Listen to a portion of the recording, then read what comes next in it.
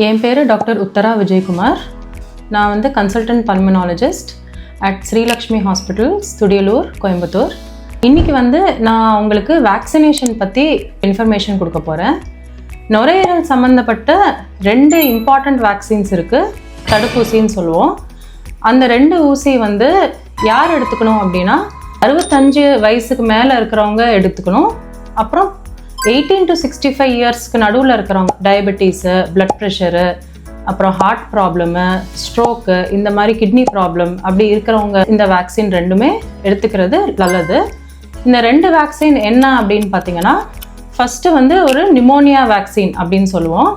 அந்த வேக்சின் வந்து 2 டோஸாக வரும். ஒன்று இன்னைக்கு எடுத்தோம் அப்படின்னா அடுத்த டோஸ் வந்து 1 வருஷத்துக்கு அப்புறமா எடுத்துக்கணும். 2வது வந்து ஃப்ளூ வேக்சின், ஃப்ளூ ஷாட் அப்படின்னு சொல்லுவாங்க. அது வந்து வைரல் இன்ஃபெக்ஷன்ஸ் ப்ரிவெண்ட் பண்ணுறதுக்காக ஃப்ளூ வேக்சின். அது எவ்ரி இயர் ஒரு டோஸ் எடுத்துக்கணும். இது ஏன் இந்த வேக்சின் எடுக்கணும் அப்படின்னா, நம்ம வந்து ரெகுலராக கோல்டு, காஃப், ஃபீவர் வந்துட்டு வீட்டிலே சரியாயிடணும் அப்படின்னா இந்த வேக்சின் வந்து ஹெல்ப்ஃபுல்லாக இருக்கும்.